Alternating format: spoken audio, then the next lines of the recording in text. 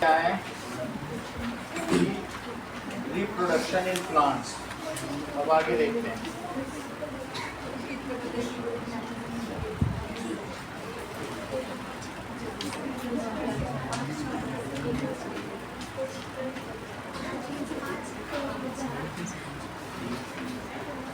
Now,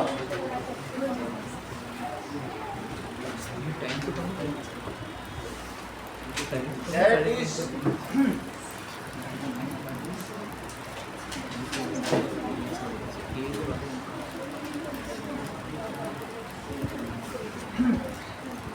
a seed is on कर लीजिएगा reproductive, बात नहीं करो। Seed is reproductive unit of plant which can be used to grow a new plant.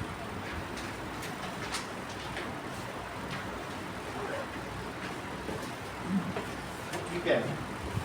Now, seed has क्या क्या चीज हो सकती है?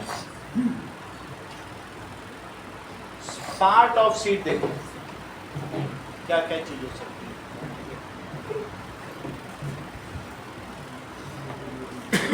पार्ट ऑफ सीड,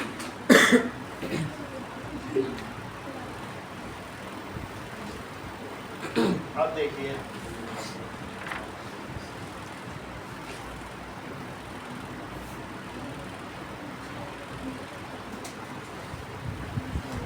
ये देखो, ये बीन सीड का पार्ट दिखाया गया। This is the part of bean seed.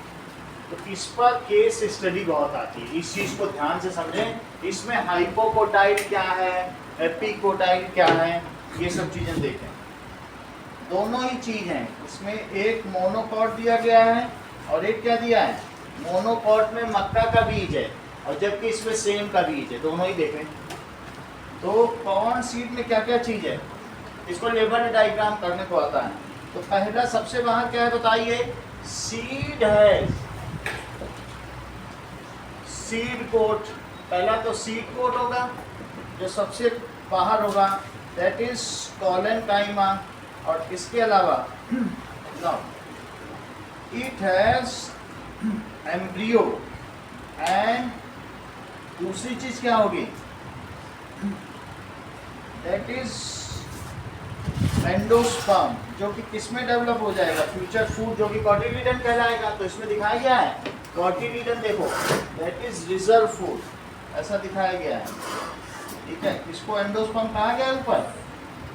ठीक है, अब जरा देखें कोट, फिर इसके बाद एम्ब्रियो एंड कॉटिलीडन। तो कॉर्न सीड अगर कहा जाएगा तो कॉर्न सीड देख लो कैसे बनेगा। It is like this. सबसे नीचे क्या है कॉर्न सीड में, दिस पार्ट, इट इज जो सेंट्रल पार्ट है दैट इज एम्ब्रियो, और इसके जो आउटर पोर्शन है ABCD करके इसमें लेबलिंग आती है। ये क्या है, सीड कोट, सीड कोट। और ये क्या है, ऊपर पढ़ो, दैट इज क्या कहेंगे, endosperm. It is corn seed, monocot. Monocot बात मत करा करो, इधर देखो नाउ। अब देखिए दैट इज, अगर आप सेम के सीड को जो तोड़कर देखेंगे तो क्या होगा, बीन सीड। तो इसमें भाई कॉटिलीडन है, डाइकॉटिलीडन है, ये डाइकॉट कहलाएगा। सही है। So this is bean seed, bean का सीड है। इसमें देखिए क्या क्या चीजें आपको दिखती हैं।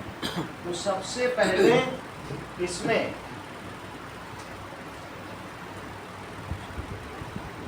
देखो दैट इज कॉटिलीडन रहेगा, और क्या क्या रहेगा,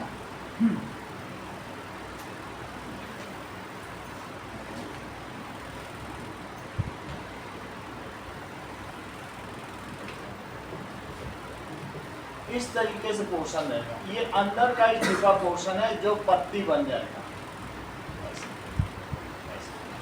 तो ये पोर्शन, नीचे का पोर्शन क्या कहलाएगा, ये portion that is hypocotyl. Hypo का मतलब नीचे और ऊपर का मतलब है एपिकोटाइल, ये ध्यान रखो बस। दिस इज एपिकोटाइल और दिस इज हाइपोकोटाइल। जो हाइपोकोटाइल है इसके सबसे नीचे से क्या होगा, यही चीज डेवलप हो जाएगी रूट बनकर, तो इस पोर्शन को प्लम्यूल कहेंगे। और इसके सबसे ऊपर को क्या कहेंगे, दैट इज ऊपर वाले को प्लम्यूल और नीचे वाले को रेडिकल। और नीचे वाले को क्या कहेंगे, रूट से रेडिकल बन गया तो रेडिकल। सही है। अब जरा देखिए इन सभी चीजों को, this combinedly it is called embryo. तो यही एम्ब्रियो है। And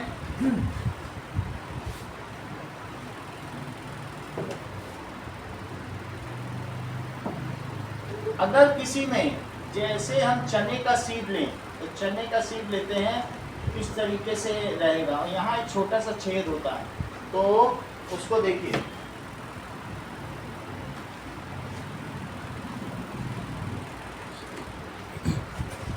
labelled diagram of gram seed. तो किस तरीके से ये सीड होगा, ठीक है। दैट इसको कहेंगे माइक्रोपाइल। तो इधर इस एंड पर होगा, इस एंड पर, इस पोर्शन का भी नाम आता है। तो इसमें अपर पोर्शन और लोअर पोर्शन दो नाम आएंगे, ये पूछा जाएगा। तो माइक्रोपाइल कहेंगे, माइक्रोपाइलर इनकी वजह से बना होगा इसलिए, और ये हाइलम। इसके बारे में कुछ ज़्यादा आपको जानने की जरूरत नहीं है, ये अगली क्लास में बहुत डिटेल में पढ़ा जाएगा। लेकिन आप एक लेबल डायग्राम देख लो, ये सब पूछा जाता है। इसको कहीं बना लो, आप नज़र से जब बदलता जाएगा तो वो होता जाएगा। अगर चने को खोलेंगे तो उसमें भी प्लम्यूले और रेडिकल ऐसे दिख जाएंगे, ये देखो कॉटिलिडन, प्लम्यूले और रेडिकल, ठीक है। यही तीन सीड आते हैं। अगर हम कॉर्न सीड में देखेंगे तो कॉर्न सीड में प्लम्यूल और रेडिकल इसी में ऊपर रहेगा, ये पोर्शन ऐसे दिखा देगा और ये ऐसे दिखा देगा। तो जो नीचे की ओर है उसको आप क्या कह देंगे, दैट इज प्लम्यूल, ये रेडिकल है। नीचे वाला रूट है तो रेडिकल है, और ऊपर वाला क्या है, प्लम्यूल। और आधा पोर्शन इसमें ऊपर वाला क्या हो जाएगा बताओ, दैट इज एपिकोटाइल। और नीचे वाला पोर्शन क्या हो जाएगा, एम्ब्रियो के ही चारों हिस्से हैं। तो एपिकोटाइल से तना निकलेगा और इससे हाइपोकोटाइल से रूट निकलेगी, जिसे रेडिकल कहते हैं। रेडिकल डेवलप्स और grows as root, while plumule develops as shoot. ये तो बताया ही आपको, लिख लो इसको, एपिकोटाइल और दिस इज हाइपोकोटाइल। तो कोई भी, अगर मैं ये दो बीज पत्ती है, दैट इज डाइकोटिलिडन। तो डाइकोटिलिडन में ये इसको पकड़ के रखता है, दोनों ऐसे पकड़ के रखेगा, ये चीज डेवलप हो जाएगी। प्लम्यूल किसमें डेवलप हो जाएगा, अब दो है तो इसमें दो लीफ निकलेगी, आगे चल के वो फाल्स लीफ होंगी, एक होगा तो एक लीफ निकलेगी। इसी को कहेंगे प्लम्यूल डेवलप्स एज। जो प्लम्यूल है वो किसमें डेवलप हो जाएगा, एज शूट। और जबकि रेडिकल क्या हो जाएगा, इट डेवलप्स एज रूट्स। इसको मिट्टी के अंदर डाल दें, दिस इज सॉइल। ये कहेंगे रेडिकल डेवलप्स एज शूट। इतना आपको जानना चाहिए, इतना जान जाएंगे तो 3 मार्क के केस स्टडी का सब कुछ हो जाएगा। और ये जो हिस्सा है इस चीज को क्या कहेंगे, कॉटिलिडन भी कह सकती हो, ये इसका endosperm. However it has the 2 different parts, 2 dicot है, ठीक है। तो इसलिए इसमें ज़्यादा खाना होता है, इसलिए इसमें 2 पत्ती निकलती है, इसमें कम खाना है इसलिए 1 पत्ती निकलती है। सही। तो दैट इज कॉटिलिडन। कॉटिलिडन को ही एंडोस्पर्म भी कहा जाता है और एंडोस्पर्म को ही फ्यूचर फूड भी कहा जाता है। ये सब इसी के ही। अब हम देखेंगे कि जर्मिनेशन ऑफ सीड, बीजों का अंकुरण, germination of seeds, that is beginning of growth of seed is called germination of seed, of growth of seeds is called germination of seeds. So seed can remain dormant or inactive, remain dormant। जो Hitler के समय में seeds थे, यानी 1900 में जो भी हुआ था, 1940 में था हिटलर, तो 45 में वो भी आ गया था, तो हिटलर के समय सीड अभी भी जर्मिनेट हो, समझो एक तरीके से 80 साल बाद, तो सीड डॉर्मेंट रह सकता है।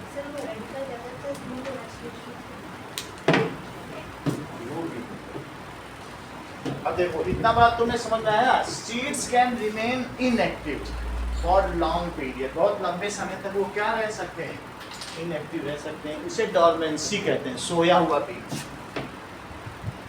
Remain inactive for long period, it is called dormant stage, dormant stage of seed.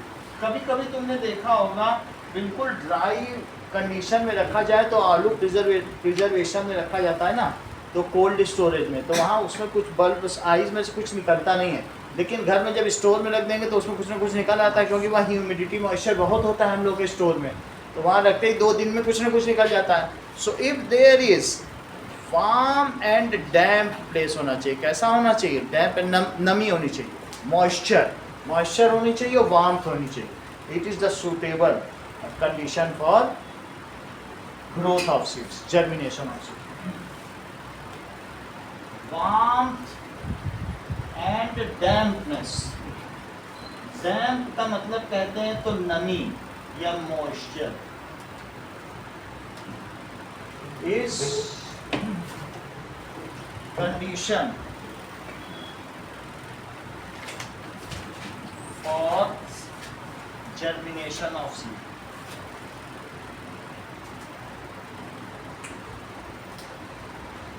तो हम इसमें ये जो पोर्शन बता रहे हैं, तो ये डायग्राम किसका कहलाता है, this is called germination of seed. अगर यही तुम्हारी बुक में भी डायग्राम बना हुआ है, तो जर्मिनेशन ऑफ सीड में क्या होता है, that is plumule develops as shoot in this,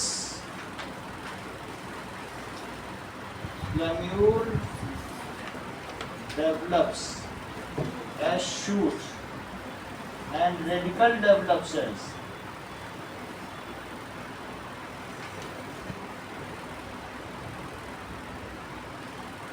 as roots। Seed कैसा भी डाला गया हो, सीड में कोई उल्टा सीधा नहीं होता है, ठीक है। राम नाम एक मंत्र है, और रीझ भजो चाहे खींच, और उल्टा सीधा जामिए खेत पड़े पर बीज, ये तुलसीदास लिख के गए हैं, और ये साइंटिफिकली ट्रू है कि उल्टा सीधा जामिए खेत पड़े पर बीज, वो बीज ही बन जाता है, सीधा और उल्टा नहीं होता। जैसे भी डालोगे प्लम्यूल ऊपर ही जाएगा और रेडिकल नीचे ही जाएगा, इसलिए नहीं कि हमने उल्टा या सीधा चना करके डालना, बस फेक, तो सीधा उल्टा नहीं होता, सही है। तो इस तरीके से, और ऐसा क्यों होता है, that is positive phototropism and negative phototropism की वजह से ऐसा होता है, ठीक है। तो ऐसा होता है, तो it develops as shoot moves up and root moves down. चलिए अब आगे की बात देखिए, दैट इज जब सीड की ग्रोथ होती है तो बताओ जो उसका वजन है प्लांट का या सीड का वो बढ़ता है कि घटता है?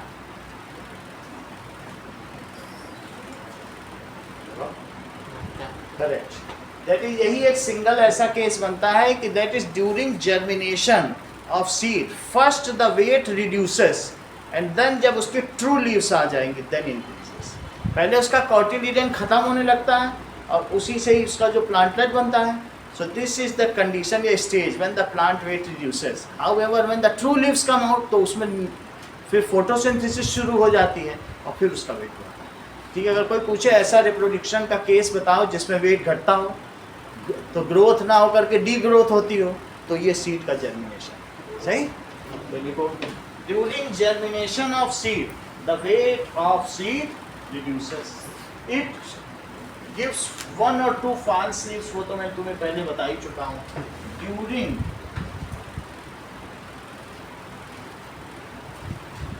germination of seeds, weight of seed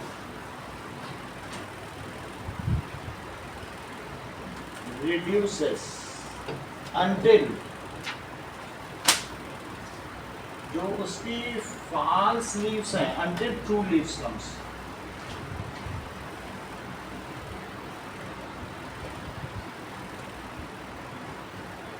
ऐसा होता है। चलिए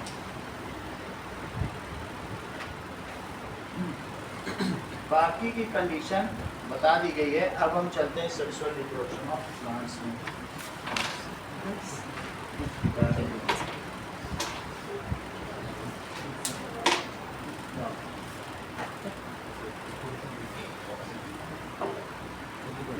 जर्मिनेशन ऑफ सीड,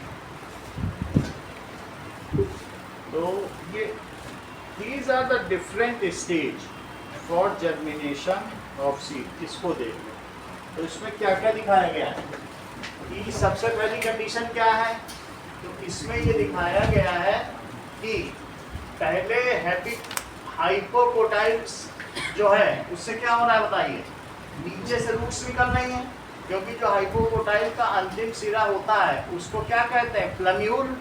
अब प्लम्यूल से क्या निकली, रूट निकली, प्लम्यूल बाहर आ गया, अब प्लम्यूल से फिर क्या निकलेगी, रूट निकलेगी। अब उसके ऊपर जब इतना हो जाएगा तो सीड जमीन से उठ जाएगी, उसी रूट पे सीड खड़ा हो जाएगा। रूट क्या हो जाएगा, तुमने जमीन के अंदर दबा दिया था, क्यों दबा दिया था कि चिड़िया ना खा पाए।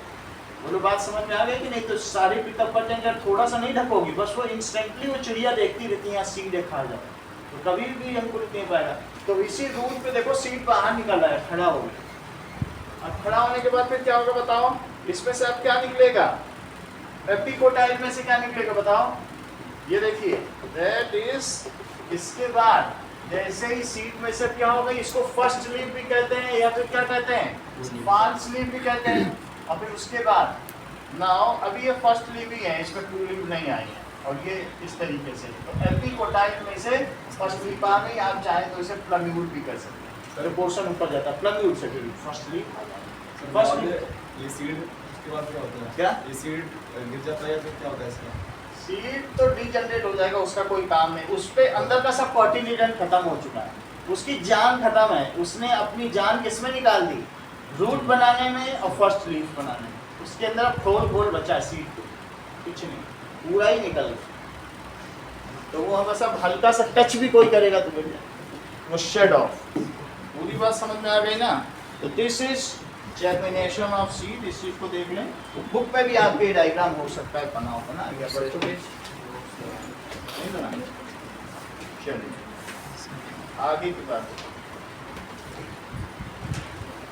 Now that is sexual reproduction in animals. Animals में सबका नहीं पढ़ना है, कॉकरोच का हर फॉर्म का अगली क्लास में आएगा, अभी नहीं है।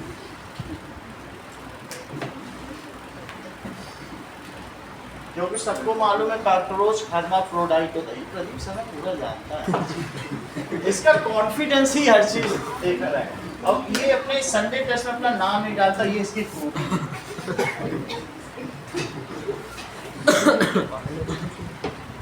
एफिशिएंसी है इस निर्माण में तुम ही ने सत्ता को बैठ हाथ फिलहाल नाम नहीं बताता काम सारा कर दिया चलो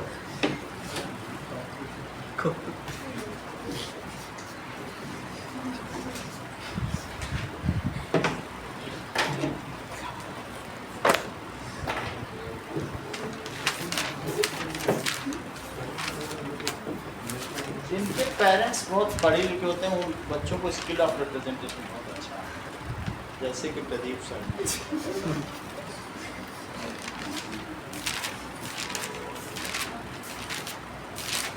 इनकी मम्मी ने पीएचडी की, अभी ये टीएचपी कर रही है, उल्टा तो कर ही देगा।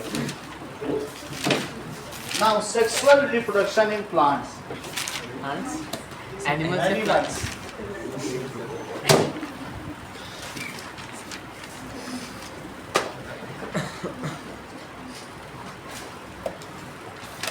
चलिए, that is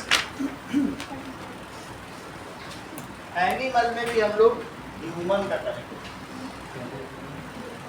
और सब किसी का नहीं करेंगे। Now male sex cell in animal क्या होता है? Male sex cell is called sperm, और इन ह्यूमन क्या होगा? तो जो स्पर्म है कंटेन्स 22 ऑटोजोम और +1 सेक्स क्रोमोजोम। वो सेक्स क्रोमोजोम क्या हो सकता है? एक्स या वाई हो सकता है। अच्छा देखिए, और एनिमल में ही जो फीमेल सेक्स सेल है उसे क्या कहेंगे? Is called ovum. So in human जो ओवम है कंटेन्स 23 क्रोमोजोम, और वो कैसे क्रोमोजोम है? अनपेयर्ड।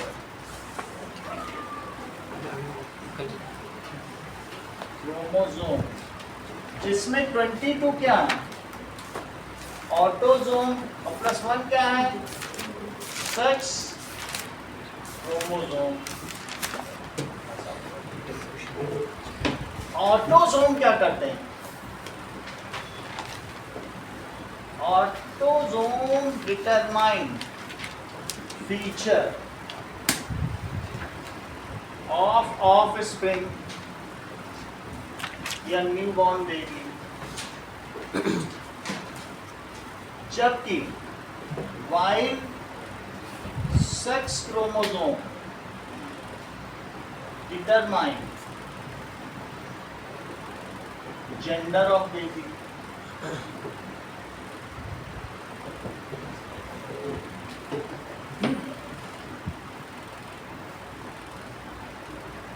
अब देखिए कि अगर जो फादर है, फादर के स्पर्म में एक्स भी हो सकता है। अगर मिलियंस ऑफ स्पर्म्स हैं तो उसमें मिलियंस एक्स के होंगे, एक्स टाइप, और मिलियंस कैसे होंगे? वाई टाइप, क्योंकि 22 के साथ या तो एक्स टाइप होगा या वाई टाइप होगा। एक्स टाइप हो सकता है या वाई टाइप। तो ये टाइप ऑफ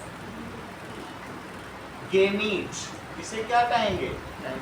और ये gender of parent, gender of parent, this is father and mother. Mother के पास तो सिर्फ एक्स ही होगा, और एक्स और एक्स मिल जाए तो क्या होगा? This is called crossing over. इसको क्या कहेंगे? Crossing over.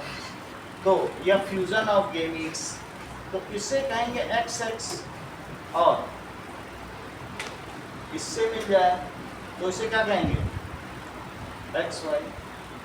फिर से समझो, कहने का मतलब है कि जो मदर और फादर हैं, तो फादर की जो पूरी बॉडी है, तो पूरी बॉडी में इनके किस तरीके का क्रोमोसोम होगा, ठीक है। नाउ इट इज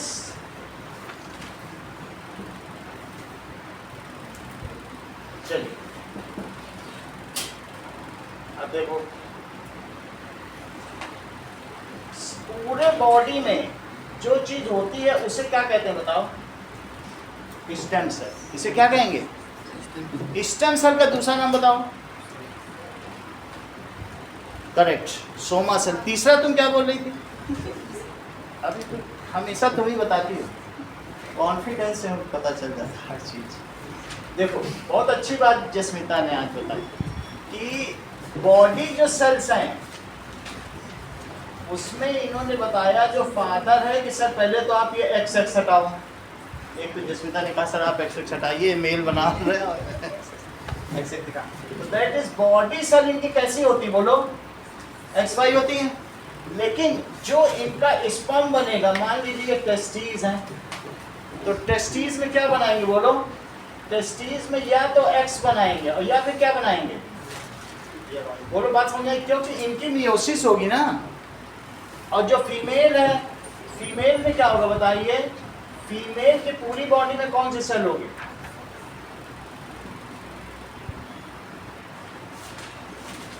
ठीक है,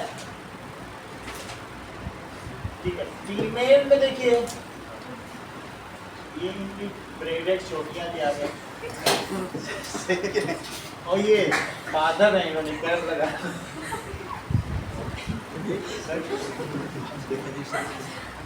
तो जो फीमेल है इनमें कौन सा होगा, चेक करो, एक्स एक्स। चीजें समझने की कोशिश करो, पूरी बॉडी में क्या क्या होगा बोलो। और जो इनके पास ओवरी है, ओवरी में क्या होगा भाई, इसके नीचे तो ओवरी होगी कि नहीं होगी, तो ओवरी में क्या होगा, ये देखो बताओ, ओवरी में होगा एक्स टाइप, क्योंकि इससे मियोसिस होगी, तो जब एक्स की होगी तो सारे में क्या होगा, ये बॉडी सेल दिखा दी। बोलो बात समझ में आ गई कि नहीं। तो बॉडी सेल यहाँ पर कैसी है, बॉडी सेल है एक्स वाई, यहाँ की बॉडी सेल कैसी है एक्स एक्स। इतनी बात तुमको समझ में आ गई। अब बोलो एक्स एक्स की मियोसिस होगी तो सिर्फ क्या बनेंगे बोलो, एक्स ही बनेंगे। इन सब में क्या बनेंगे, एक्स। इसमें भी क्या बनेगा, एक्स। और इनके दैट इज एक्स बन सकता है टेस्टीज में, या क्या बन सकता है सारे, सो यहाँ पर एक्स और वाई बन सकता है। बोलो बात समझ आ गई।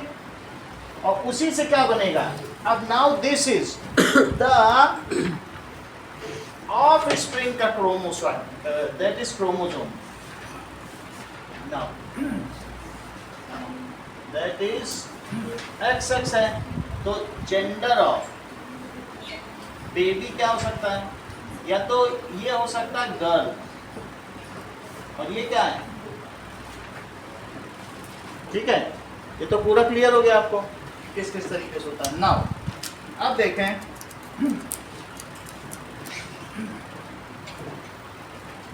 जो स्पर्म है इट इज कॉल्ड माइक्रोस्पोर, ये माइक्रोस्पोर है। इट है 3 पार्ट, लेवल डायग्राम आता है बनाने के लिए, बुक में दिया है, तो ठीक है देखो।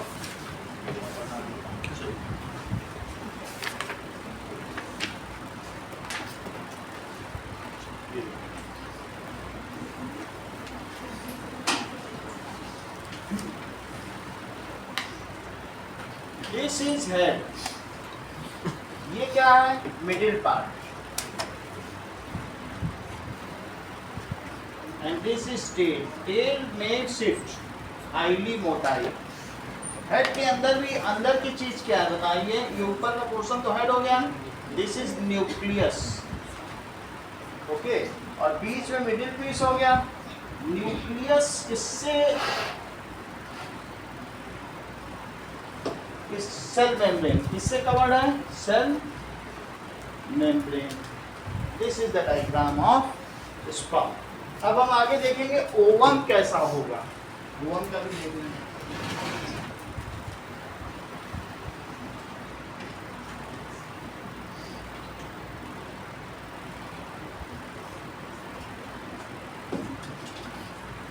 So this is diagram of sperm. Sperm ऐसा दिखने में लगेगा, समझ में आएगा? इसमें हेड होगा, हेड में क्या है? न्यूक्लियस है, और उसके ऊपर सेल मेम्ब्रेन और बीच में मिडिल पीस देख रहे हो? अब मिडिल पीस के पीछे फिर देख। चलो अब देखो ओवम का डायग्राम कैसा होगा। इसको कहेंगे ओवम इज कॉल्ड मेगास्पोर। ये आप ये समझिए कि अगर एक मटका एक ओवम है तो एक सरसों का दाना स्पर्म एक सरसों के बराबर रहेगा और मटके के बराबर होगा अगर हम कंपैरिजन करें। अब इसलिए इसका क्या नाम पड़ा है बोलिए? मेगास्पोर। इसमें क्या क्या चीजें होंगी? दैट इज बीच में जेनेटिक मटेरियल होगा, ये न्यूक्लियस है, female nucleus. This is cytoplasm, और बाहर में क्या होगा? Cell membrane. तीन चीज होगी, cytoplasm and this is cell. Okay, next is, आगे की बात देखो, that is fertilization. What is fertilization? Fusion of male and female gamete is called fertilization. Male gamete, the ploidy of male and female gamete की ploidy क्या होती है Nishka? 1. So after fertilization the ploidy changes into 2. सही है? So इसलिए it is called fertilization. What does it mean by zygote? Zygote क्या होता है?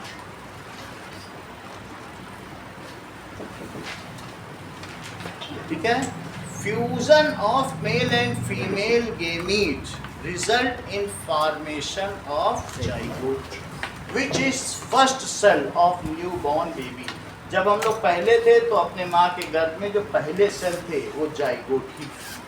सही है? हम लोग पहले सबसे पहले हम लोग का जन्म कहाँ हुआ? माँ के फैलोपियन ट्यूब, और वहाँ हम लोग क्या थे? जाइगोट ही तो थे। तो जाइगोट क्या है? That is, it is formed due to fusion of male and female gametes. It is formed due to fusion of male and female gametes. It is diploidic and first cell of newborn.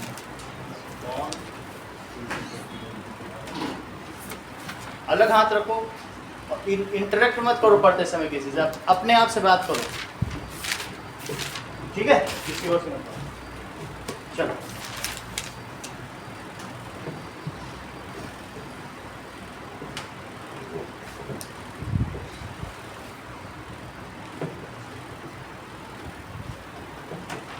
Now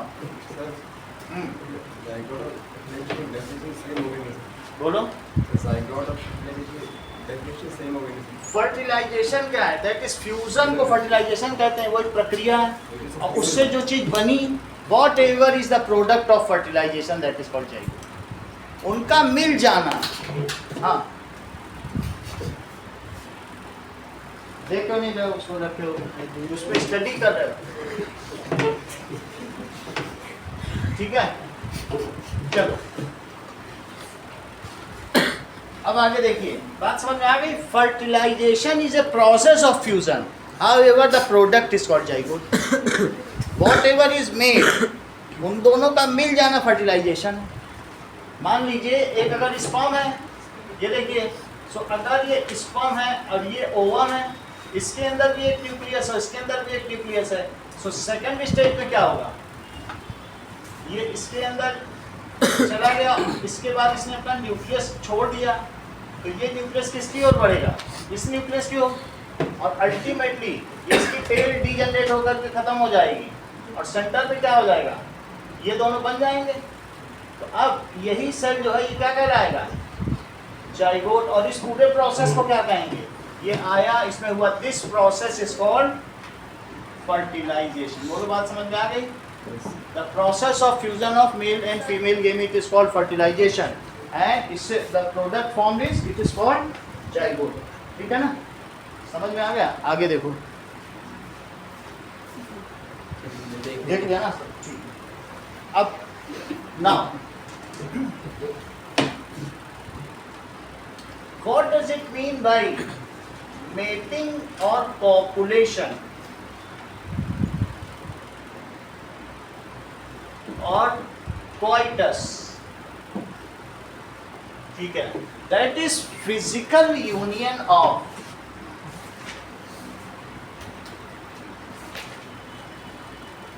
male and female to inject sperm। ई होगा ना, ई जी से, ई से नहीं, वो ejection ई जी से, ई जी हाँ सही है, eject sperm in female reproductive tract। So you can letting go.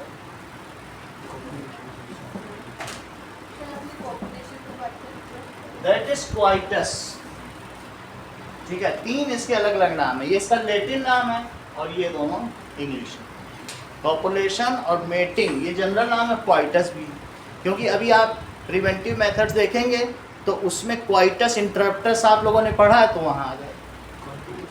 सही है, तो अब आगे देखें। It is physical union of male and female to inject sperm in female body या female reproductive tract, it is called mating। सही है, it is called mating।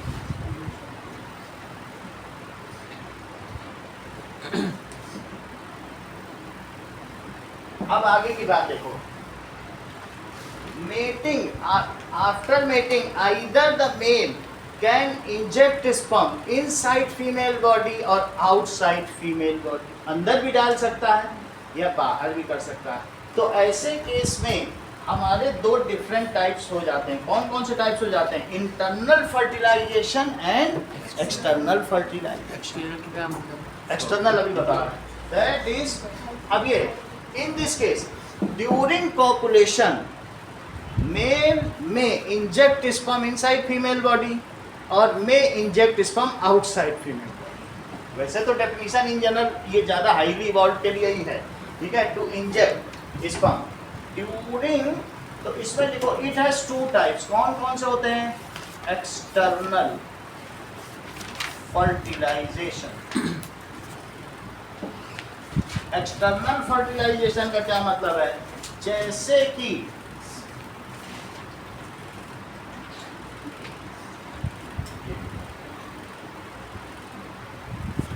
मेढक में क्या होता है,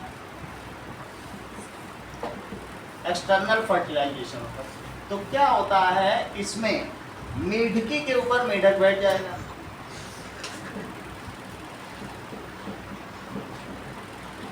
ठीक है, that is male frog and female frog. Now then इसमें क्या होगा, इसमें एक इस तरीके का बहुत ज्यादा फूल जाएगा, टर टर की आवाज आती है। तुमने देखा बारिश के महीने में खूब तालाब में टर टर की आवाज आती है। सो टू अट्रैक्ट मेल, मेढकी क्या करती है, ऐसा इस तरीके का अपना गलफड़ा फुला, सही है। तो इसके बाद क्या होता है, बोथ रिलीज, और ये वाटर में ही होता है।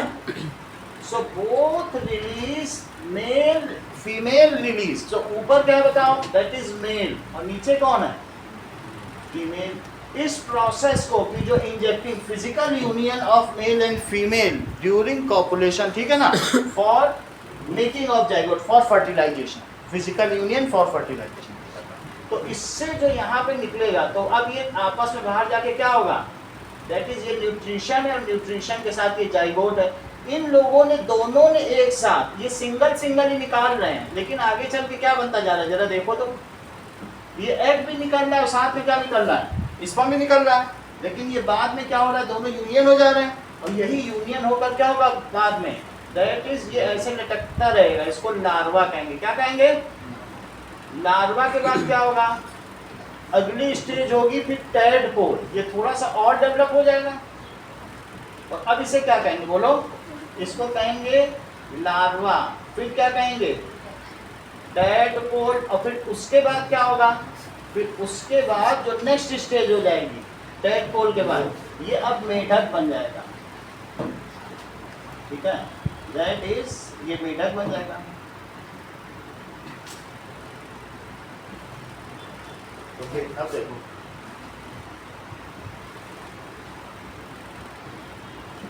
तो इस प्रोसेस को टैडपोल से मेढक बनने को कहते हैं मेटामॉर्फोसिस, क्योंकि कल तुमने मॉर्फिज्म ऑफ फ्लावर देखा, मॉर्फिज्म का मतलब है स्वरूप, और मेटामॉर्फिज्म बहुत अधिक बदलाव। तो टैडपोल के बाद ये फ्रॉग का बनना बहुत, it is a drastic change in its shape and organ, तो इसलिए इस प्रोसेस को क्या कहते हैं, तितली में भी प्यूपा से तितली बनना मेटामॉर्फोसिस है, और इसी तरीके से इसमें भी प्यूपा से कैटरपिलर और कैटरपिलर से तितली, ये सारे वहाँ पर रखे हुए हैं, आप लोग मेटामॉर्फोसिस देख सकते हो, हर एक का जीवन चक्र 3-4 तो वहीं रखे हुए हैं। तो इस प्रोसेस को क्या कहोगे बोलो, मेटामॉर्फोसिस, और बोलो टैडपोल से अब क्या बन गया, दैट इज कॉल्ड फ्रॉग। अब बात तुम्हें पूरी समझ में आ गई, ये क्योंकि ये ऐसा मैं बता रहा हूँ, ये क्लास 8 में हम लोगों ने पढ़ा था, तो अभी फिर से रिवीजन हो गया। What is external fertilization? इसके बारे में जरा समझिए। External fertilization क्या होता है? The fertilization which occurs outside female body, that is called external fertilization. जो outside female body के हो रहा हो, उस fertilization को क्या कहेंगे? That is external fertilization. तो ये फीमेल बॉडी के अंदर नहीं हो रहा, देखो दोनों विभाग में जाइगोट बनते चले जा, तो इस फर्टिलाइजेशन को आप क्या कहेंगे, आइए तो अभी आगे बताएंगे दोनों के बारे में। तो ये दोनों ही बाहर निकाल, वो ओवा भी बाहर निकाल दे रही है, वो स्पर्म भी बाहर निकाल दे रहा है। So the fertilization which occurs outside female body, it is called, उसे क्या कहेंगे, एक्सटर्नल फर्टिलाइजेशन। ये देखो सही है, so this is external fertilization. ऐसा टैडपोल में होता है, मेढक में पानी में है, पानी में है, क्योंकि ये ऐसे हैं दैट इज एम्फीबियंस है, पानी के बाहर और अंदर दोनों से लड़े, लेकिन इनका जो भी फर्टिलाइजेशन, तभी तो लार्वा पानी में चलेगा। चलो इसकी डेफिनेशन इंपॉर्टेंट है, इसको नोट करें। एक्सटर्नल फर्टिलाइजेशन, फर्टिलाइजेशन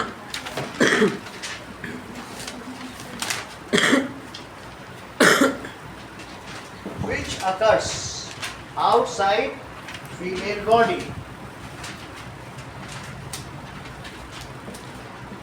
इसका नोट करो, female body is called external fertilization। इसको कहते हैं बाह्य निषेचन, इसको क्या कहते हैं, बाह्य निषेचन, और दूसरा है आंतरिक निषेचन। ये बाह्य,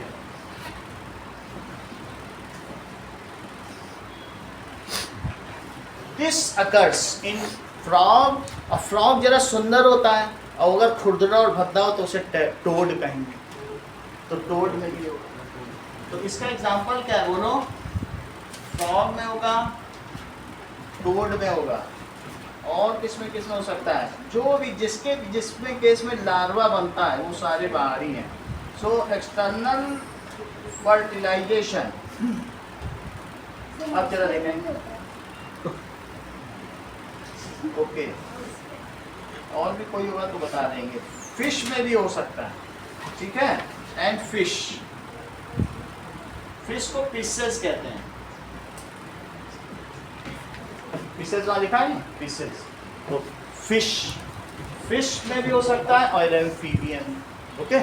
अब हम देखेंगे इंटरनल फर्टिलाइजेशन। ये लोग बाहर ही करते हैं हाउस और फ्लाई पूरा में लार्वा बनता चला जाता है। सबकी इनकी पहली स्टेज क्या होगी? लार्वा। लार्वा तैरते हाउस फ्लाई में रहेंगे। भी होता है सेम। हैं? हाउस फ्लाई में भी सेम होता है।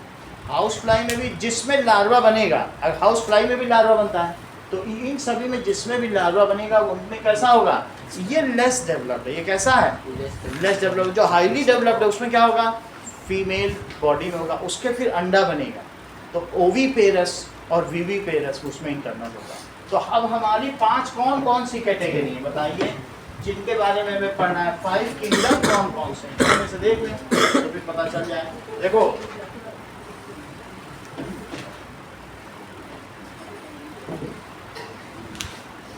नाउ तुम नोट कर रही हो क्या? तो तुम इतना इंटरेक्ट कैसे कर रही हो? तुम इंटरेक्टिव हो क्या?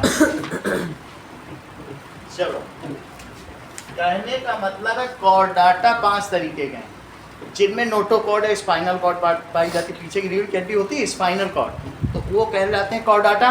और कॉर्डाटा के 5 टाइप्स कौन से बताइए? कॉर्डाटा तो सबसे पहले कौन आता है बताओ? फिश। तो फिश को कहते हैं पीसेस। और दूसरा क्या है? एम्फीबियंस। और तीसरा क्या है? रेप्टाइल। और चौथा क्या है? That is Aves. इसको क्या कहेंगे? और पांचवा क्या है? सही है। सबसे पहले मछलियाँ ही मछलियाँ थी, लेकिन मछलियों को जब बहुत कंपटीशन हुआ फूड के लिए तो कुछ बाहर निकल आई, जैसे मेढक। बाहर भी तो उछलता कूदता फुदकता रहता है, तो जो पानी में भी रहे, पानी में फर्टिलाइजेशन भी जाता है और खाना पीना सब बाहर से खाता है। इंसेक्ट तो बाहर ही से ही खाता है। जो दोनों में रहेगा, ठीक है, मेढक रखा हुआ है वहाँ पे ना, जो दोनों में ही रहेगा उसे क्या कहेंगे? वाटर एंड वो, उसे एम्फीबियन कहेंगे। इसको फिश है। एम्फीबियन में कौन आता है? और जो विच क्रीप्स, क्रीप करके चले उन्हें क्या कहेंगे? Reptile. That is snake, lizard, dinosaur. Aves क्या है? बर्ड्स हो गए, मैमल्स हम सब लोग हैं। क्या चीज बोलो? हाँ, रेप्टाइल है, छिपकली, लिजर्ड। नहीं वो रेप्टाइल है। बड़ा लिजर्ड है भाई, बहुत बड़ा है। छिपकली की श्रेणी। ये सकता है उसको पूछ नहीं। सही है, पूछ है वो तो धीरे धीरे चीजें इवॉल्व हुई हैं, एक से दूसरा हो गया। बाद में पूछ गए वो। ठीक है। ऐसे ही। That is. अच्छा सर, अब देखो कुछ सुनो चीज को, बात नहीं करो आपस में। अब बाद में आपस में काउंसलिंग कर लेना, लेकिन अभी देखो हमें सिर्फ ये पूछना है आपसे कि किसमें एक्सटर्नल फर्टिलाइजेशन होगा और किसमें internal.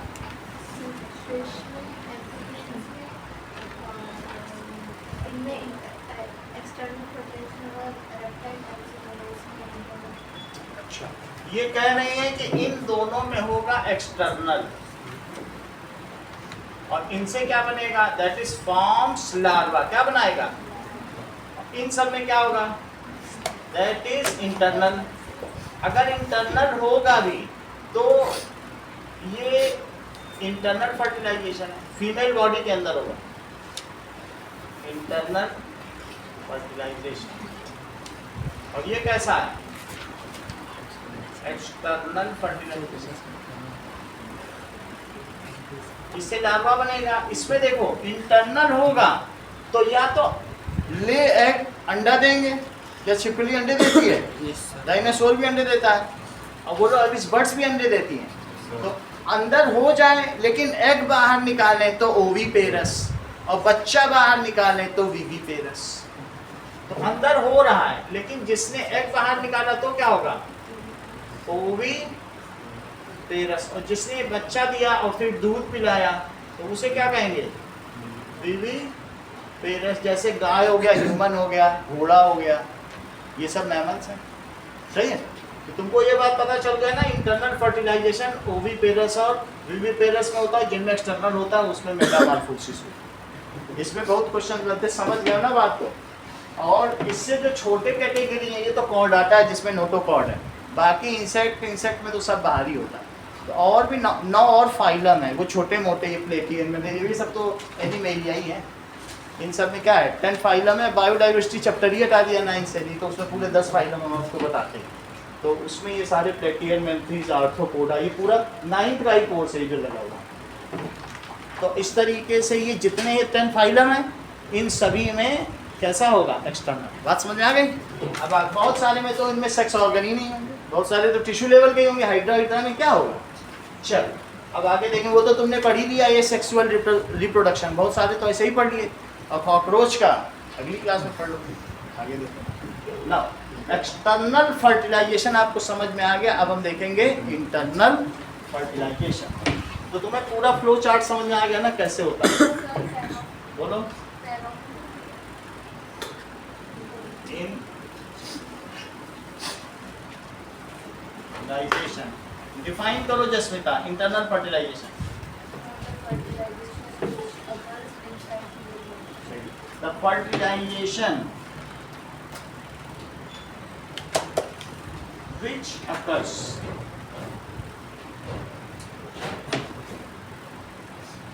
inside female body is called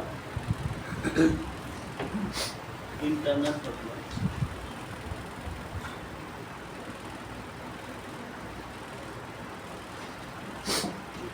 copulation क्यों जरूरी है। मान लो ये अलग अलग स्पर्म और ओवम निकालेंगे तो क्या जाइगोट बन पाएगा।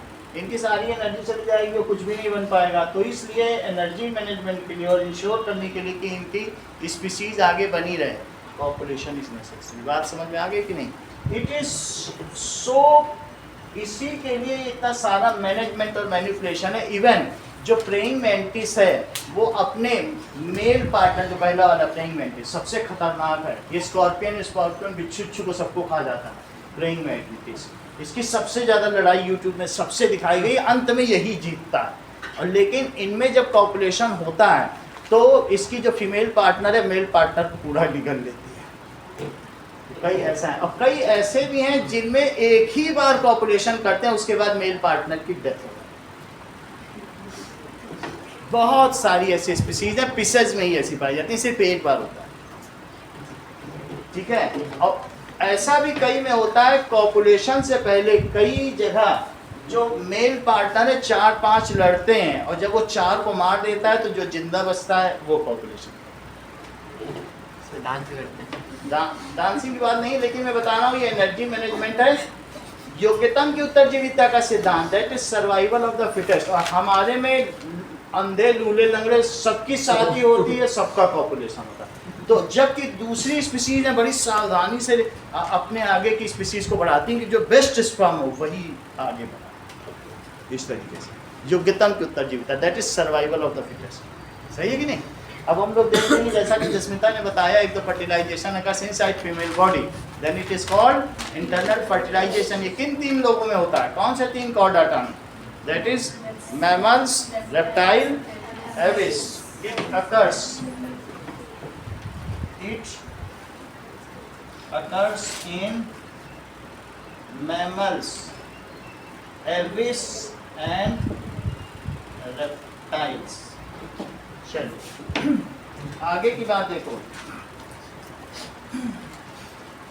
Now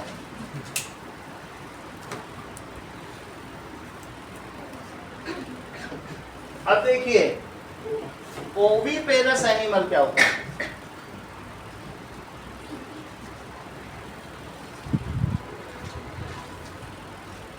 The animals which after internal fertilization lay eggs, जो अंडे दें और जो बच्चे दें। विवियम का मतलब क्या होता है, दैट इज विविपेरस, बच्चा। विवियम यानी बच्चा और पेरस जो दे रहे हैं। सही। Animals which lay eggs is called oviparous, are called oviparous।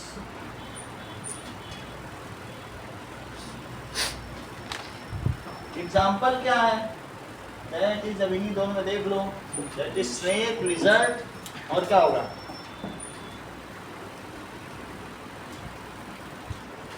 Lizard. Snake हो गया, लिजर्ड हो गया और बर्ड्स जितने भी हैं ये सभी अंडे देते हैं। विविपेरस क्या है,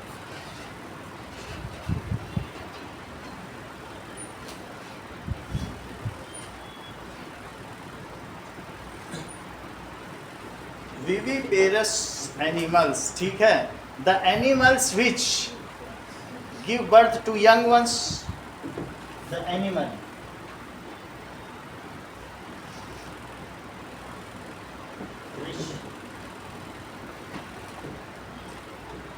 तुम इतना इंटरेक्ट कैसे कर ले रही हो इसका? तुम ब्रेनी हो क्या?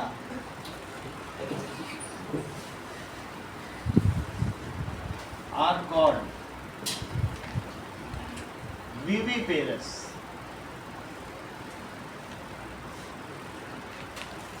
एनिमल्स। कल तो आओगी ना? परसों तुम नहीं आओगी ना? पता नहीं, कल भी हो सकता है, परसों भी हो अच्छा अभी मुझे मालूम नहीं। ठीक है, सकता है। लेकिन कल परसों नहीं होगा। कल परसों में कभी चलो ठीक है। विविपेरस एनिमल्स कौन कौन से हो सकते हैं? मैमल्स, सभी मैमल्स जिनमें मेमोरी ग्लैंड्स हैं उनको मैमल्स कहेंगे। Mammals as horse, cow, human, ये सभी होता है। सही, चलो अब हम आगे की बात करें।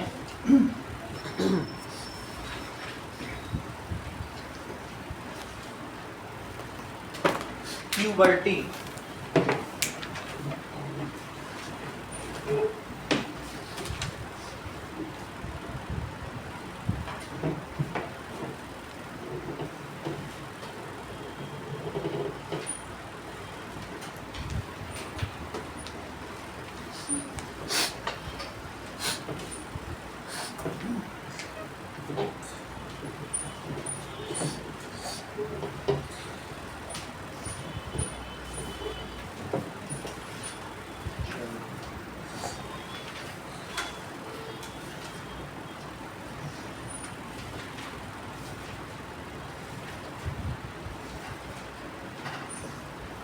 the age at which sex hormone begin to be produced, दोनों एक साथ ही प्रोड्यूस होंगे। at which sex हार्मोन और गेमीट्स भी कह सकते हो, कोई भी एक चीज, दोनों अलग अलग है लेकिन इनमें से कुछ भी हो जाए। अब ये बता रहा हूं, that is begin to produce in boys and girls, दोनों को प्यूबर्टी आती है, boys and girls, is called puberty,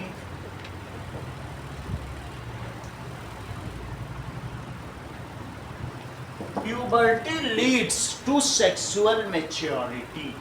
puberty से क्या होगा? puberty leads to sexual maturity। अब ध्यान दें कि बॉयज में कौन सा हार्मोन निकलेगा? हम लोगों ने एंडोक्राइन सिस्टम पढ़ रखा है ना, तो टेस्टोस्टेरोन बनेगा, ठीक है, और टेस्टोस्टेरोन से पूरी बॉडी में चेंजेस आने लग जाएंगे। टेस्टोस्टेरोन से ही तो सेकेंडरी सेक्सुअल कैरेक्टर आएंगे, बॉडी मस्कुलर हो जाएगी, पूरी बॉडी में ही बाल आ जाएंगे झबरीले, ठीक है, और उसके बाद क्या होगा? ये सारी चीजें होने लग जाएंगी। लेकिन उसी टेस्टोस्टेरोन से गेमीट भी बने, उसी टेस्टोस्टेरोन की वजह से, टेस्टोस्टेरोन ना होता तो क्या स्पर्म बनते? तो इसलिए और लिखा है, लेकिन इसके बनने से ही होगा। सही है? तो अब जरा देखें कि ये तो sexual maturity, sexual maturity is not a process of single day, it takes place for few years, that is known as adolescence और टीन एज। यानी ये कहा जा सकता है कि 10 से लेकर 19 साल तक ये सेक्सुअल मैच्योरिटी आ गई, उसे एडोलेसेंस या किशोरावस्था कहते हैं, ठीक है। तो क्या कह सकते हैं कि एडोलेसेंस क्या होता है? ठीक है, फ्रॉम प्यूबर्टी ऑनवर्ड्स, जब प्यूबर्टी टेक्स प्लेस होती तो उसके बाद क्या होता है? That is sexual maturity in boys and girls starts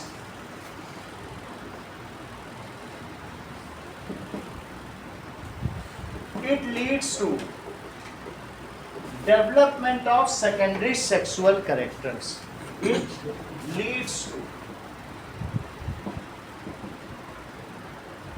development of secondary sexual character. This occurs, जिसे कब अकर होगा? गर्ल्स में 10 ईयर से होने लगेगा, 10 to 19 ईयर्स इन गर्ल्स, और बॉयज में 12 ईयर से या 13 ईयर से होने लगेगा। फिर लीड्स तो बनेगा।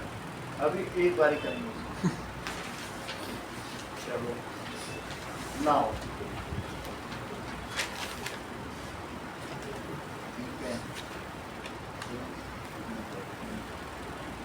कुछ तुम्हारे में ईयर लिखा है, 13 to 14 बॉयज में होगा। It occurs at 10 to 19 years in girls. वास्तव में गर्ल्स 18 ईयर्स तक ही हो जाती हैं सेक्सुअली मैच्योर। क्यों हो जाती हैं? इसीलिए कहा जाता है 18 ईयर्स में वो सेक्सुअली मैच्योर हैं और उनकी शादी की जा सकती है, इसीलिए 18 एज रखी गई है। और जबकि बॉयज सेक्सुअली मैच्योर कब होंगे? अगर 3 साल बाद प्यूबर्टी शुरू होगी तो 3 साल बाद ही तो सेक्सुअली मैच्योर होंगे। तो बॉयज में कब होगा? अगर 13 ईयर से शुरू करें प्यूबर्टी तो क्या होगा? एंड इन बॉयज 13 to 21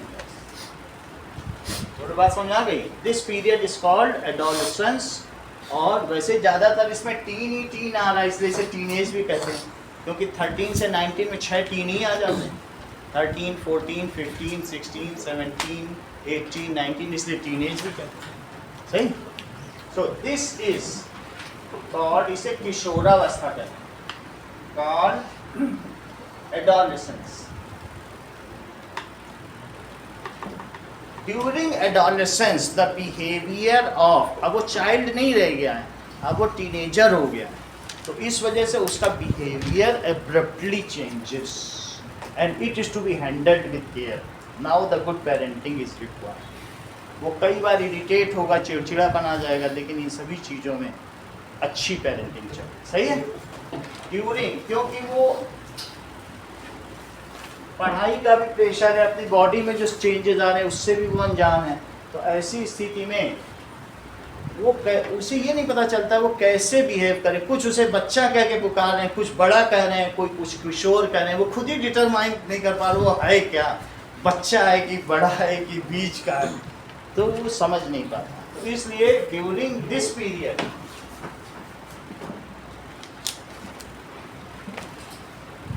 क्या होगा बताइए? एडोलेसेंस में देयर इज ड्रास्टिक चेंज, किसमें चेंज होगा? In behaviour of boy and girl. So boy and girl, drastic change होगा in behaviour of, so leading to irritation and isolation. कभी कभी वो इरिटेट हो जाएगा, और क्या हो जाएगा? लीडिंग टू, अगर ऐसे में इसे अच्छी पेरेंटिंग कर दी जाए, ऊर्जा है उसको कैसे मोड़ा जाए? अगर पेरेंट्स को आर्ट आती, उसी को वो सम्राट बना दे, उसी को भिखारी बना दे। अब उसका मैनिपुलेशन कैसे? वो एनर्जी का लीडिंग एज है, जिसने अच्छी पेरेंटिंग कर ली उसे लाभ ही लाभ होता है, और नहीं की तो बच्चा दूर भी हो सकता है पेरेंट्स, फिर उसका खामियाजा भी भुगतना पड़ेगा। तो it is leading to irritation, isolation, और क्या होगा? And sudden mood swing. बच्चे का मूड कैसे होगा? स्विंग, पता ही नहीं चलेगा, अभी कुछ तो तभी कुछ, मूड स्विंग हो जाता है ना, ये सारी चीजें। अगली चीज देखिए, that is change in boys during puberty.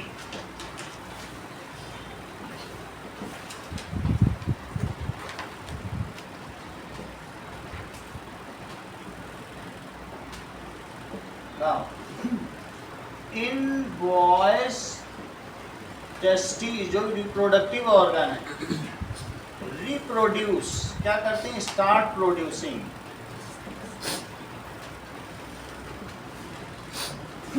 Testosterone. Testosterone बनाएंगे। अब टेस्टोस्टेरोन के दो काम, क्या काम बताऊं? पहली बात है कि जो टेस्टीज हैं वो हिट्रोक्राइन ग्लैंड है। हिट्रोक्राइन का मतलब तुम लोग समझते हो क्या?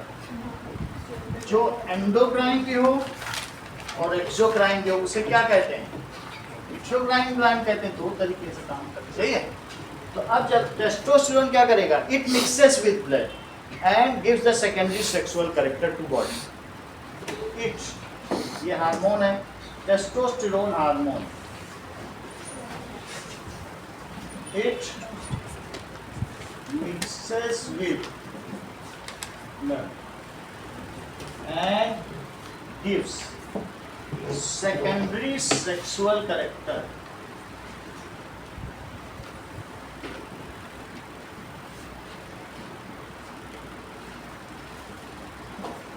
to body। जबकि testosterone is also responsible for formation of sperm। अब चूंकि स्पर्म भी बना रहा है तो इसकी वजह से ये क्या हो गया, एक्सोक्राइन ग्लैंड है। और चूंकि ब्लड में मिक्स हो रहा है तो एंडोक्राइन ग्लैंड है। दोनों हो गए कि नहीं?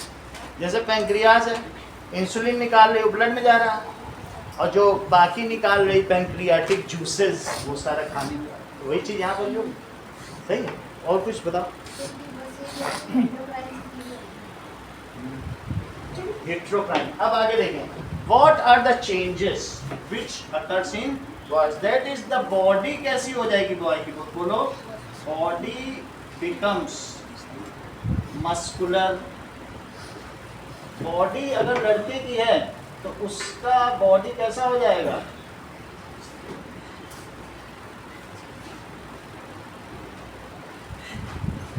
मस्कुलर।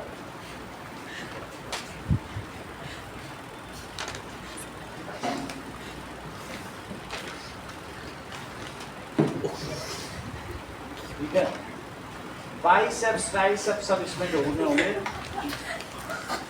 6 पैक्स लगा के भी आप जितने पैक लगाना चाहते हैं, सही है। और बॉडी में हेयर ग्रो स्टार्ट हो जाएगा, क्या हो जाएगा, जगह जगह। तो पहली चीज क्या बताई बोलो, बॉडी बिकम्स मस्कुलर, ठीक है। और दूसरी चीज क्या होगी बोलो, that is chest broadens and biceps and triceps जो हाथ में होते हैं वो सब बनने लग जाएंगे, कहते हैं चूहा बन गया। So that is chest broaden हो जाएगा, क्या होगा, broaden। एंड और क्या होगा बोलो, बॉडी मस्कुलर हो जाएगी and hairs on body starts coming. अभी देखिए, अगर कभी आप लोग गए हो तो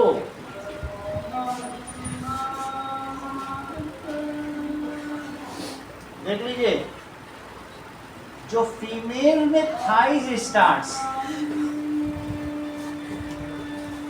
कभी आप लोग किसी की डेड बॉडी में नहीं गए क्या?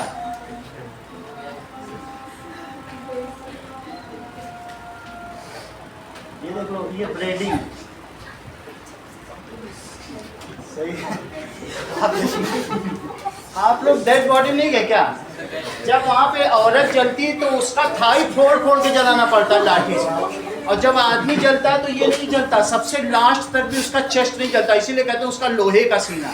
और औरत की जो होती है लोहे की जांघ होती, ऐसा होता है। नहीं गए डेड बॉडी में, गई नहीं चाहे ये देखो, ये जानता है हर चीज से।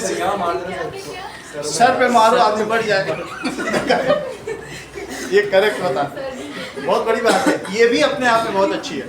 मेरा कहने का मतलब है मैं पॉकेट भी बना दे रहा हूँ। आप नहीं देखिए, चेस्ट बिकम्स, इसमें क्या होगा, क्यों? क्योंकि 4.5 महीने का बच्चा उसको पेट में कैरी करना है और सारा लोड किस पे आएगा।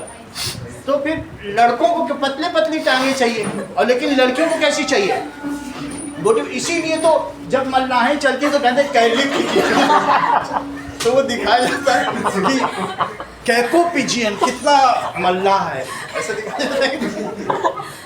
अब ये देखिए, अब आगे की बात करते हैं। पहली बात तुमने क्या देखी बोलो, बॉडी बिकम्स मस्कुलर। वो तो खैर हंसने की बात है, लेकिन असली चीज क्या है, लेकिन ये फैक्ट है, ये इसके में ये स्टोन है और स्टिपिंग किसने बोलो, दैट इज थाइज। इतनी बात तो तुमको समझ में आती है कि नहीं, क्योंकि उसका एक पर्पस है। आगे की बात देखो, चेस्ट बिकम्स ब्रॉड एंड, और क्या होगा बोलो, hair throughout body starts coming, पूरी बॉडी में हेयर रहेगा and body hair starts coming.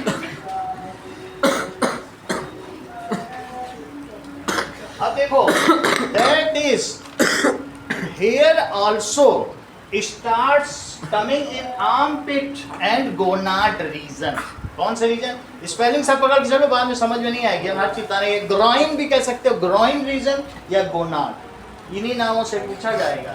तो कहाँ कहाँ आएगा, दैट इज आर्मपिट और gonad region, pubic region, gonad region, groin region, तीनों नाम है। जो तुम्हें आता हो याद करो, तीनों याद कर लो तो सबसे अच्छी। That is hair starts coming, कहाँ होगा बोलो, हेयर स्टार्ट्स कमिंग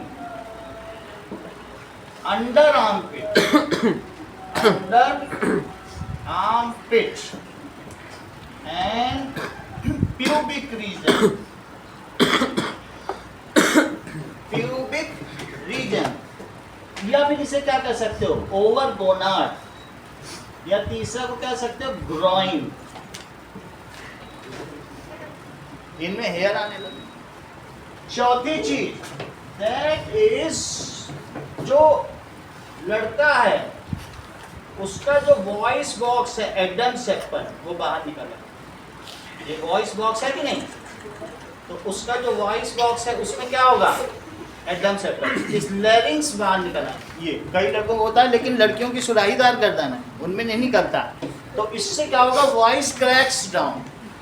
वॉइस क्या होगी बोलो, लड़कों की भारी हो जाएगी, हेवियर हो जाएगी, वॉइस क्रैक्स डाउन। रिक्शा बुलाना होगा तो लड़कों से कहा चिल्लाओ, वो रिक्शा जा रहा है बुला दो, ऐसा होता है। लड़कियां कहाँ बुला पाती, तो लाउडर हो जाए, ऐसा होता है भाई। भाई नहीं तुम्हारी क्या कोई, इतनी बात समझ आ गई। वॉइस, लड़कों की वॉइस क्या होगी, cracks down and Adam apples appears. ठीक है, देखो कई बार ऐसा कहते हैं, देखो कि मेरे भाई की आवाज पापा जैसी हो गई, इसका मतलब है प्यूबर्टी आ गया, ऐसा नहीं बोल रहा था।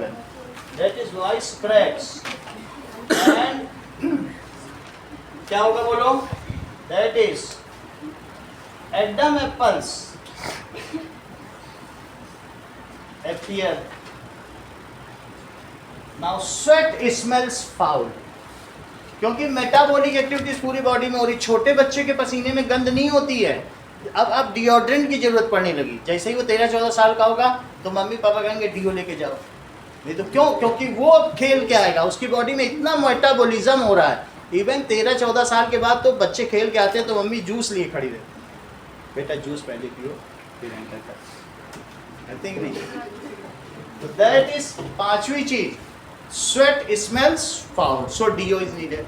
तो सेबेशियस ग्लैंड्स हैं, इसमें कौन से ग्लैंड्स हैं, उसमें से जो स्वेट निकल रहा है वो मेटाबॉलिज्म की वजह से फाउल, इसीलिए डीओ की टीनेजर्स को ही जरूरत।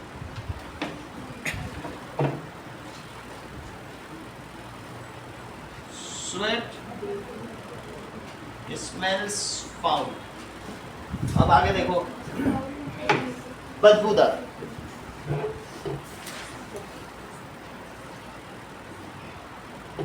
सही है, बच्चों में नहीं होती स्मेल्स, अगर उनमें हो रहा है तो। अगर आगे देखें,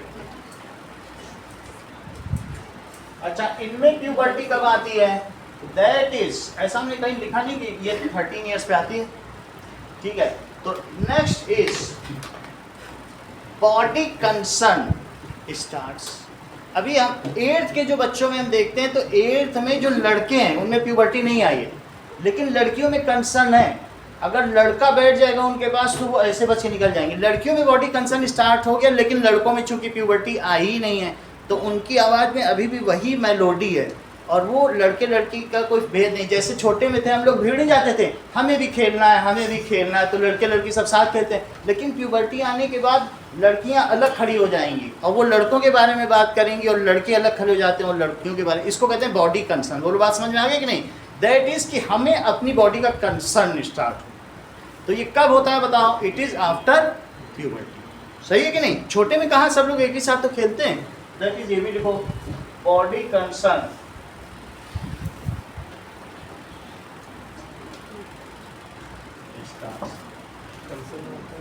बॉडी कंसर्न का मतलब है कि हम ये नहीं होते कि लड़का जा रहा है तो लड़की को भेड़ के निकल जाए, और लड़की जा रही तो भेड़ के निकल जाए, वो बच के निकले। वो ये देखे अगर ये लड़की जा रही है, ये चीज़ कंसर्न। लेकिन क्या छोटेपन में हम ऐसा करते थे जब प्यूबर्टी नहीं थी? तब तो ऐसे ही निकल जाते थे, कुछ पता भी नहीं चलता रहा। तो अब ये चीज़ पता चलती है कि हमें ये पता चलता है कि हम मेल है फीमेल है। बचपन में मेल फीमेल होता ही नहीं, बस खेल होते हैं, दोस्त होते हैं कि नहीं होते हैं? तो इसका मतलब है बॉडी कंसर्न इसी यही सब लीड करेगा सेक्सुअल मैच्योरिटी के लिए। और क्या काम हो सकते हैं बताइए? दैट इज बॉडी मस्कुलर हो गई, और कुछ हो रहा है क्या? That is reproductive organ becomes larger. कैसा होगा? And blacker. ब्लैक भी होगा और लार्जर भी।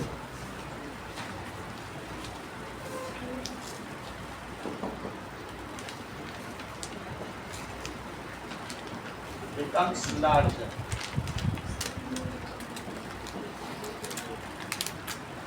और उसमें हार्डर भी होने लगेगा। ठीक है, छोटे बच्चों में इतना नहीं पता चलता है, लेकिन बड़े होने पे फिर जैसे ही प्यूबर्टी आने लगेगी तो सब फिर यही तो सेकेंडरी सेक्सुअल फीचर है।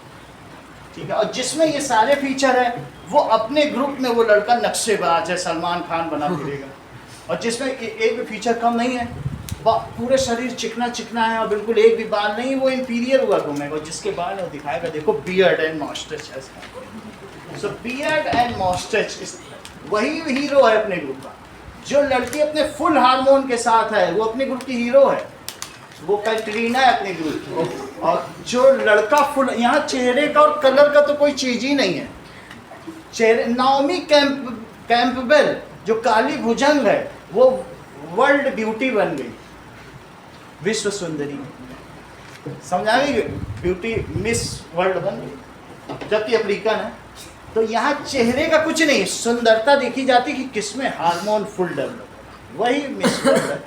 और वो मिस्टर सलमान है। समझ आ गई बात? तो मिस वर्ल्ड और मिस्टर के लिए नहीं होता कुछ, मिस्टर यूनिवर्स होता है सिर्फ मिस ही मिस होता। तो that is moustache and beard starts coming. अगली चीज लिखो, यस, मिस्टर ओलंपिया। ओलंपिया नहीं होता, देखो दैट इज। अगला देखो, नेक्स्ट क्या बताया? That is moustache and beard starts coming.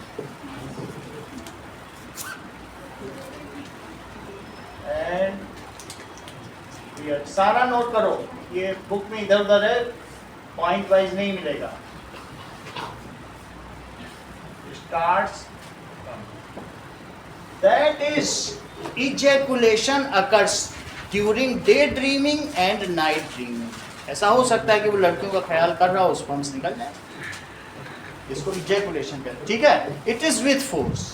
ठीक है, दैट इज इजैकुलेशन।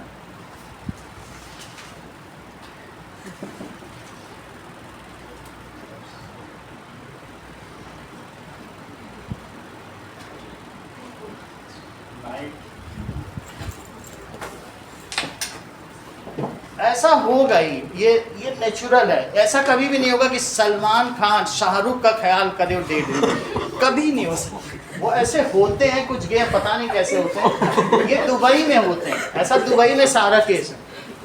दुबई में उनका लड़कियों से मन भर गया, अब वो आंध्र प्रदेश हैदराबाद से नए नए 13 साल के लड़के मंगा रहे जो शेख है। सही है, और उसको लाखों में 10 लाख से ऊपर एक लड़के की कीमत है 13 और माए बेच रही। बहुत अफसोस की बात है। आप लोग तो सब YouTube देखते हो, आपको पता ही है। लेकिन फिर भी इतनी बात तुमको समझ में आ गई, हर चीज हमने मेल के बारे में बता दी। अब that is sexual changes in girls during puberty. और बाल में कुछ है क्या? ये सारी चीज है। It is called, it is due to, एक और चीज लिख लो कि ये मैंने लिख दिया है कि चेस्ट एंड शोल्डर, ठीक है ना, चेस्ट होगा और ये कंधे ये ब्रॉडन हो जाएंगे। Testes and penis both becomes larger, वो हमने गोनाड लिख दिया, सही है, गोनाड बिकम्स लार्जर। और क्या हो जाएगा बताइए? It is due to sexual drive. ये किस वजह से होगा बोलो? ये डे ड्रीमिंग या नाइट ड्रीमिंग किस वजह से होगा? Sexual drive. अगर ये ना हो तो कोई अपनी पूरी संपत्ति क्यों खर्च कर दे? मैं यहाँ 1.5 लाख 2 लाख कमाता हूँ, सब मैम पे उड़ा देता हूँ, क्यों? It is only due to this reason. अगर मुझको सलमान खान पसंद होता, मैं 1 पैसा नहीं देता। पसंद होता, फैसिनेट हो जाता मैं मान कि वाओ क्या मैस्कुलर होता कि मैस्कुलाइन। ये तो किस वजह से होता है? It is due to sexual drive. ये क्या है? सेक्सुअल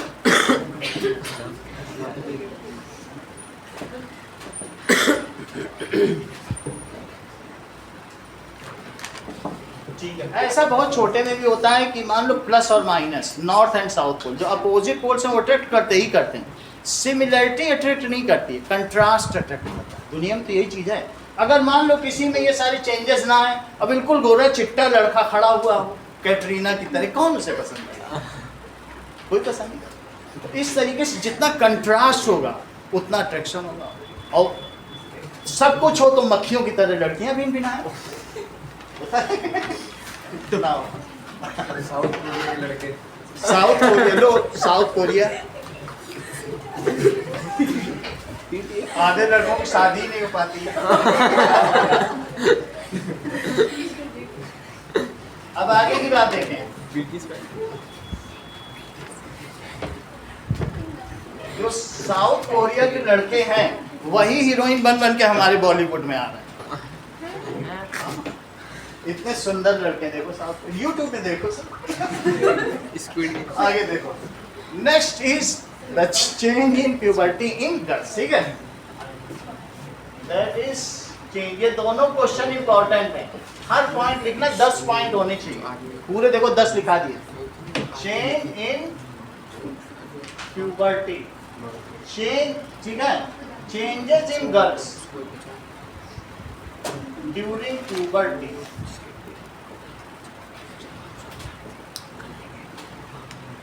चलिए, पहली चीज क्या होगी बोलो?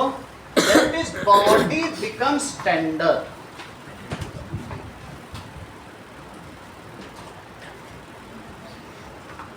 यानी वैसे तो बच्चों की कोमल होती ही है, लेकिन और कोमल। दैट इज टेंडर का क्या मतलब होता है? टेंडर। दूसरा क्या होगा? Voice becomes melodious. बच्चों की कोमल होती लेकिन अब और मधुर हो जाएगी, तो वॉइस बिकम्स, फ्रीक्वेंसी और बढ़ जाएगी।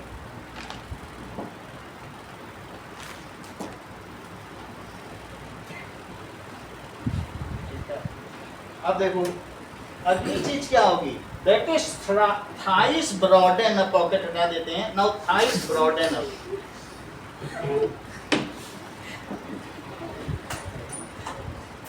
तुम लोग हर चीज में ही हंसते हो। Broaden up, thighs broaden up. ऐसा क्यों होता है बताओ? To enable to carry them the baby during gestation period. जब वो अपने पेट में या वॉम्ब में, ठीक है, रखेंगे, तो ऐसे में यूट्रस में, बच्चेदानी में जब भी रखेंगे तो ऐसे में क्या होगा?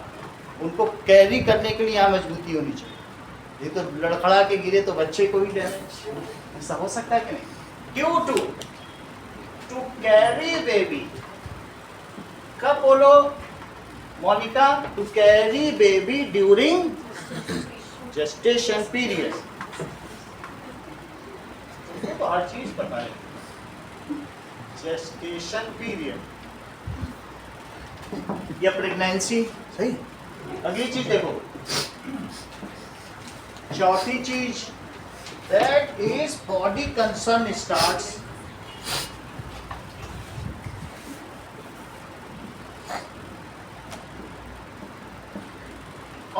कुछ पॉइंट इसमें, hair in armpit and pubic reason, ये सभी होगा।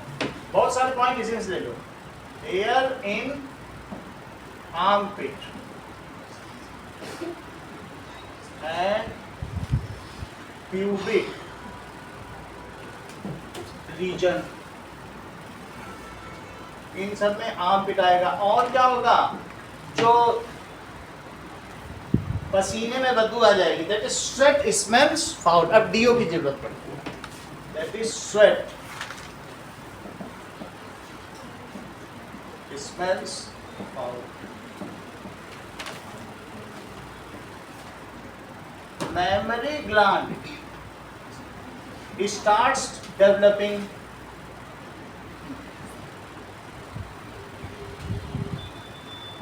मेमोरी ग्लैंड्स स्टार्ट डेवलप होने लगेंगे और nipple becomes harden and black. हम लोगों में मेल में क्या होता है, मेमोरी ग्लैंड्स वेस्टिजियल ऑर्गन है, होने नहीं चाहिए लेकिन हैं। तो ये बताया जा रहा है कुछ साल में ये लुप्त हो जाएंगे, लेकिन अभी है।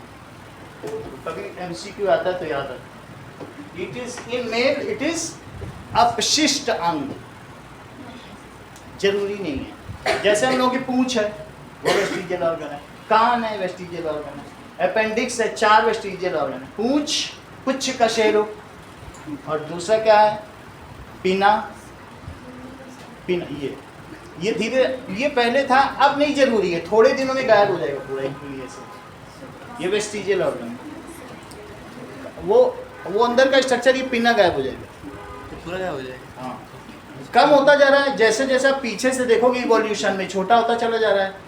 और हाथी के तो सूप जैसे, ये रेडिएशन के लिए, हीट रेडिएशन के लिए, लेकिन अब हम लोग उसको खुद मैनेज कर रहे हैं तो अब उस काम की ज़रूरत नहीं, सही है कि नहीं।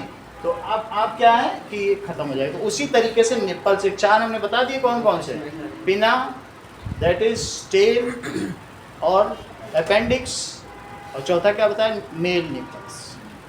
चलो, mammary glands starts developing, nipple becomes harder and black. बच्चा जैसे ही पार्ट यूरिटेड होगा, फीमेल में दूध होता रहता है। इवन ये भी कहा गया है कि जब रामचंद्र जी अभी चली रहा दशहरा का महीना, तो वहां से 21 दिन बाद रावण को मार कर आए तो कौशल्या के दूध होता रहा, ये उसमें लिखा है रामचंद्र। तो ये अधिक मातृत्व की वजह से हुआ होगा, लेकिन फिर भी जो साइंटिफिक रीजन है, साइंटिफिक रीजन में हम आए तो क्या होगा, that is mammary glands starts developing and nipples become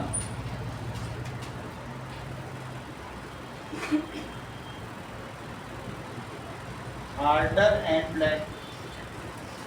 Body concern हमने लिख दिया, body concern hair under armpit, pubic region। हाँ, menstruation, ये तो important है। देखो, menstruation starts, ठीक है। अब ये देखो, मेंस्ट्रुएशन, या फिर आप ये भी कहते हैं menstrual cycle starts, release of A menstrual cycle and menstruation starts, सभी चीजें हो जाएंगी।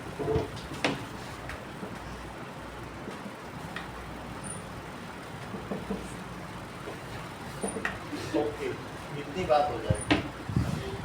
और it is all associated with sexual drive, यानी जो अपोजिट सेक्स के बारे में ज्यादा बात करना, लड़कियां लड़कियों के बारे में ना बात करके लड़कों के बारे में बात करें तो उसे कहेंगे, अगर ऐसा करें तो उसे सेक्सुअल ड्राइव कहेंगे। कि तू तो सलमान खान पे मरती, मैं तो शाहरुख पे मरती हूँ, इस तरीके की बात, ठीक है। वो देखो उसका हेयर कट देखो, ऐसे बात, दैट इज सेक्सुअल ड्राइव। जैसे मेल में स्टार्ट होगा वैसे क्या हो जाएगा इन फीमेल स्टार्ट। चलो, ये सारी की सारी बातें हमने बता दी, ठीक है। आगे की बात करें, now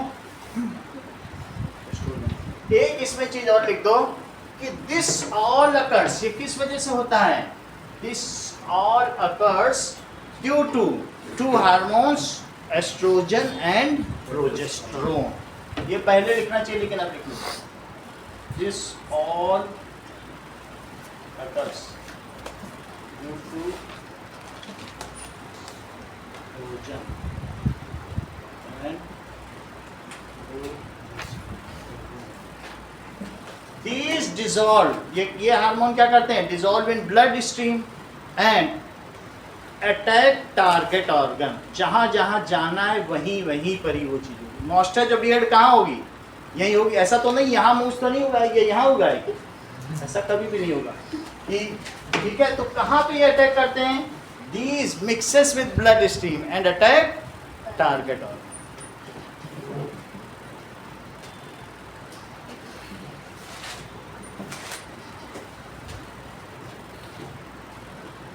and attack target organ.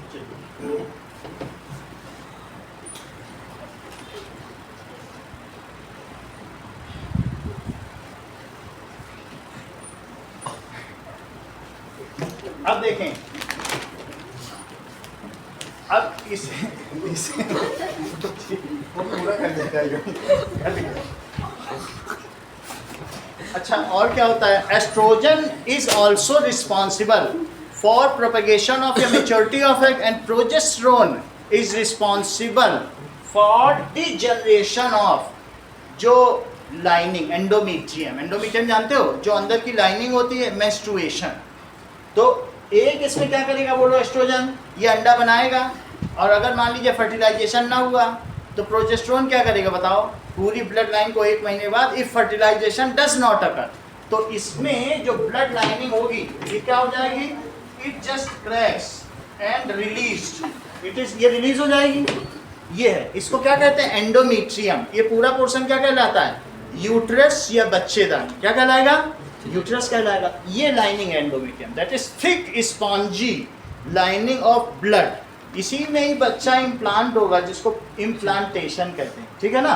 लेकिन अगर मान लो बच्चा नहीं आया, फैलोपियन ट्यूब में जाइगोट बनेगा, 1 हफ्ते के अंदर यहाँ आएगा, फिर यहाँ एम्ब्रियो बनेगा, लेकिन नहीं हुआ फर्टिलाइजेशन, तो फिर क्या होगा बताइए, ये शेड ऑफ हो जाएगी। इसी प्रोसेस को क्या कहते हैं, shedding of is the process of 5 days, जिसको कि क्या कहेंगे बताओ, मेंस्ट्रुएशन। सही है, तो चलो, तो दोनों काम हमने बता दिया। आपको क्या क्या बताएं, एस्ट्रोजन इज रिस्पॉन्सिबल, एस्ट्रोजन किसके लिए रिस्पॉन्सिबल है, सेकेंडरी सेक्सुअल फीचर देने के लिए, और प्रोजेस्टेरोन कहता है अब रुक जाओ और मत दो, ये रोकता है, ये बढ़ाता है, तो ये क्या करता है, रोकता है। और ज़्यादा कि पता चला मेमोरी ग्लैंड्स बढ़ते ही चले जा रहे हैं, बढ़ते ही चले जा रहे हैं, तो भी तो अच्छा नहीं, एक लिमिट के अंदर सब चीज़ होनी चाहिए, नहीं होनी चाहिए, तो ये रोक गया। एक एग रिलीज हुआ, देखो अगर एक एग रिलीज हुआ तो दूसरी ओवरी से दूसरा एग नहीं रिलीज होगा, कौन रोकेगा, एग अगर फर्टिलाइज नहीं हुआ तो कहेगा ये अब बेकार है, एंडोमीट्रियम, ये जो ब्लड और स्पॉन्ज की लाइन है, म्यूकस की है ना, ये शेड ऑफ करा देगा, कौन कराएगा, बोलो बात समझ आ गई। चलिए देखो इस चीज को, एस्ट्रोजन इज रिस्पॉन्सिबल फॉर, किसके लिए रिस्पॉन्सिबल है, that is it is responsible for maturity of it, maturity of, जो फीमेल में एग हैं वो कब बनते हैं बताओ, बोलो, ये बता रहे हैं, करेक्ट, माँ के गर्भ में, पूरी चीज जान गई। जो लड़की पैदा होती वो पूर्ण पैदा होती, इसीलिए कहा जाता है कि लड़की पूर्ण पैदा होती, वो एग लेके अपने पैदा होती, और वो कब से कब तक बोलो, मीनार्की से मीनापोज तक, जो उसकी सेक्सुअल एज है, मीनार्की और मीनापोज तो जानती हो ना, वहां से वहां तक के बीच में हर महीने एक अंडा देती है, तो पूरी जिंदगी में एक लड़की कितने अंडे देती है। चलो इन सब चीजों को देखा जाए, करेक्ट, ये सब जानते हैं, इन्होंने 431 सब चलो कोई बात नहीं। अब आगे देखो, इतनी बात तुम्हें पता चल गया, estrogen is responsible for maturity of egg, और बोलो प्रोजेस्टेरोन क्या है, for shedding of blood and mucus lining of endometrium. सही है, बोलो प्रोजेस्टेरोन क्या करेगा, progesterone is responsible for shedding of, किसकी शेडिंग के लिए, of blood and mucus lining present in endometrium,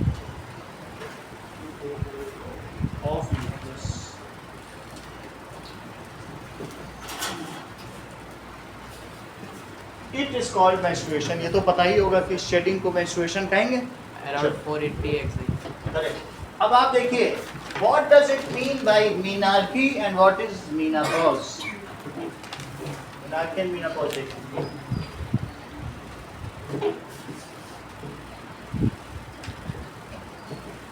चलो.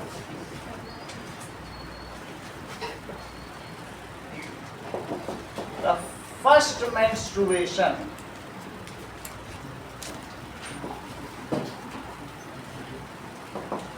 ठीक है, occurring in गर्ल, उसे क्या कहेंगे बताओ? सर मुझे जाना है। जाना, किसको किसको जाना है? तुमको भी जाना है? अच्छा, आज की क्लास इतनी ही रखो, 1 घंटा तक, कल भी जाना है क्या? चलो 2-3 दिन ऐसे कर लेते.